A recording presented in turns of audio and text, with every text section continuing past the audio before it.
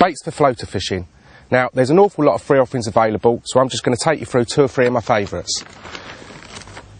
First off, the float and expander pellets. They do these in 2 different sizes, 5mm or 11mm.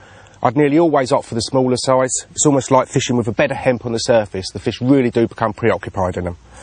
Following on from that, the Carp biscuits, supermarket specials.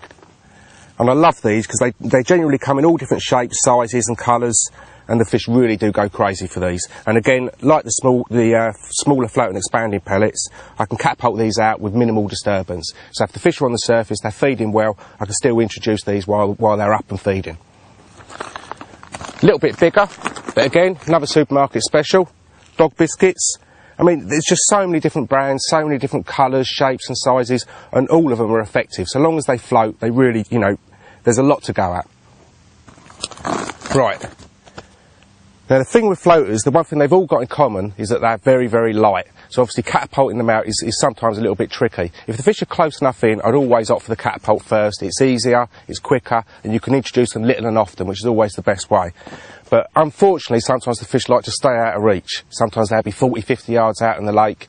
And normally what I would do in that situation is to use a PVA bag. Now, what I do to help me get the extra range is I always drop a little stone in, half a dozen bigger floaters because they sort of resemble the size of the hook baits that I'm using, and then a little handful of the 5mm, and then you just tie that off, and there you go, nice solid PVA bag with a stone in. You can catapult those out quite a distance.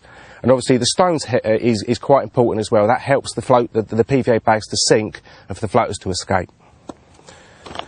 So that's probably one of my favourite methods of putting them out. Another method, very underused, a lot of people forget that these floaters, they will scald up. Just like normal trout pellets, you can put hot water on them and make onion barges, if you like. You know, they really do work. And you can see there, I put a couple of bigger, it's mainly smaller ones. The 5mm ones do tend to scald up a little bit better, they bind better. But I've also added 2 or 3 of the bigger ones to each ball as well, because those are what I'm using for hook baits, that sort of size. So again, brilliant, catapult those out an awful long way. Another method, if you want to put out a lot of floaters, mega range, the spod. Now, it's not any old spod, you know, most spods obviously are designed for putting out sinking baits, particles and what have you, and so you'd want a floating spod that will tip up.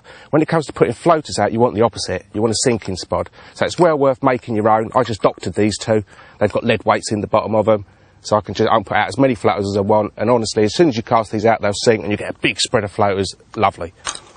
And another method, it was much raved about 2 or 3 years ago, loads of people were using it, and it's the catapult pouch on the end of the rod method. And when you're using this, you can put balls, these scalded floaters, they'll go out an awful long way. Like an orange sized ball of these, I could get 60, 70 yards, no problem. So that's another well underrated method. And so there you go, lots of different free offerings, 3 or 4 different methods of introducing them. There's really no excuse to having a go, especially when the weather's as nice as it is today.